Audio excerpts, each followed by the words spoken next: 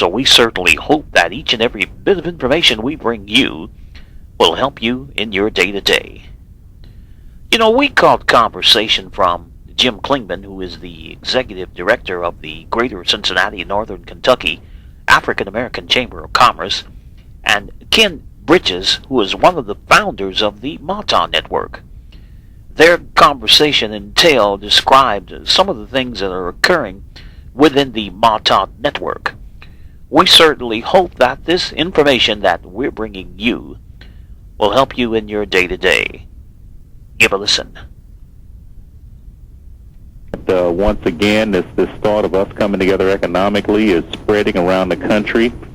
Your brothers and sisters in Brooklyn, New York have really just said that they want to sign on with this concept of Mata, this concept of us, coming together to be proactive about not reacting, but rather acting and to do, as opposed to just sitting back waiting for another crisis. I just got finished saying that when I opened this show, Ken, that we have to do this, and if we don't do it, shame on us. Oh, yeah. We have the resources to do it. Oh, my brother, we absolutely do. And I just want to, give another congratulations to you. Al and I read the article, this week's article in the Philadelphia New Observer, that you have that is just so on time and pointing out that these empty victories that we run around with, we've just got to start being able to really change our thinking and change our actions so that we get some real victories out here. That's right. Some long-term victories, some real victories, not empty victories. That's right.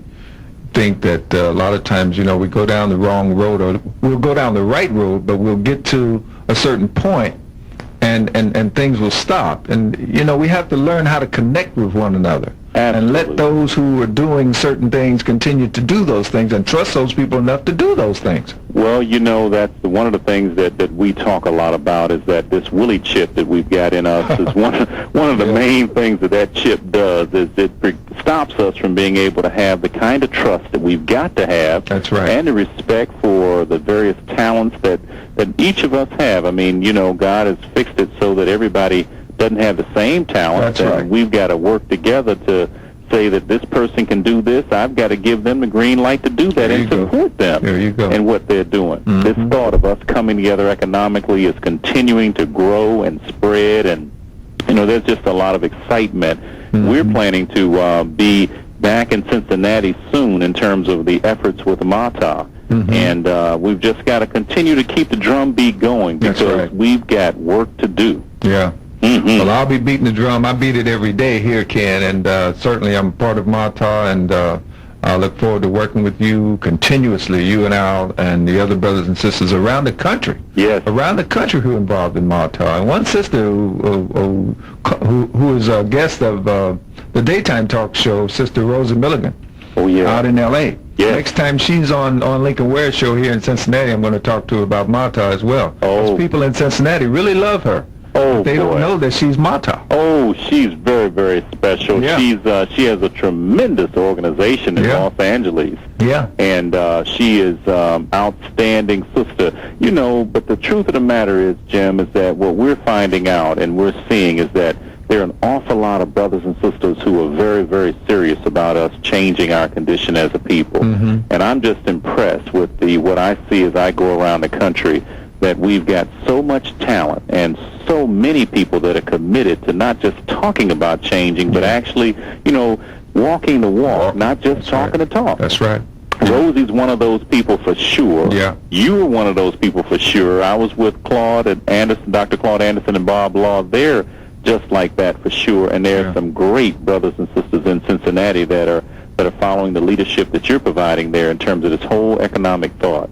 Well, I appreciate it, Ken. I appreciate all the work that you guys do. And before you go, tell the Cincinnati audience, especially Dr. Eric Abercrombie, about Dr. Naeem Akbar, who's a very good friend of Dr. Abercrombie. He usually listens to this show. Well, I got to tell you, we're so excited because we knew of Dr. Naeem Akbar's work, but you know that we have a program called Standing Order in Mata, where every month we feature one book and 2 audio tapes that are aimed at raising our race esteem and thereby raising our self-esteem as a people.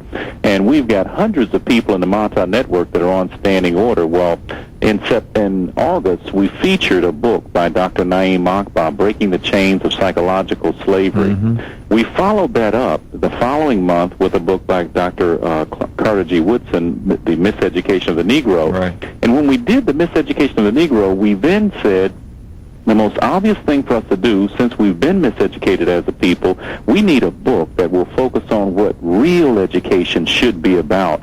And we turned again to Dr. Naeem Akbar's book, Know Thyself, as our book for October. Well, in the process of all of this, we got a chance to meet, or at least I did, Dr. Akbar by phone. And we've engaged in a conversation about Mata, and the net result of it is that he decided that he's getting involved in Mata as a network consumer. He's also a producer, obviously. And what he's doing is directing people now, when he finishes a presentation in a question-and-answer period, what he's doing is saying that Mata is the true fulfillment, the model, if you will, for what he's talking about.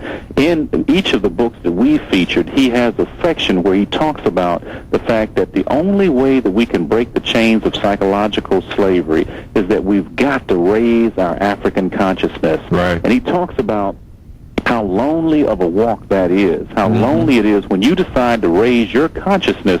You start finding out that it's a pretty lonely world. Right. That's and right. So he advocates getting together with like-minded brothers and sisters, and that truly is what Mata is all That's about, right. is just getting brothers and sisters who are like-minded, who know that we've got to come together practicing a race-first philosophy to be able to make some changes, not hate other people, not be mad at other people, but just love ourselves more. Thank you. And so Dr. Akbar, when he found out about Mata and what we're doing, he says, look, man, this is the place. So he's really excited about Mata, and we're very, very excited about him. He is one of the true gifts that God has given us to our race in terms of what we've got to do as a people. Yeah. He's a blessing. Well, we know him well here in Cincinnati. He's been coming to the Black Man Think Tank for 14 years. Of course, this year was the last one, but we know him well, and we're proud that he's a part of Mata. Oh, yeah. And we're proud of you, Ken. Thank you. Well, look, I'm going to sign off, Jim, and I just want to just say, you and I have got to talk offline. I got to catch up with you and start talking about some very specific things that we want to do in your city. Right. And but we're just so happy that you're part of us and we're part of you. Okay, bro. Continue the great work. All right, thanks a lot. Thank you. Take care. All right. Bye-bye.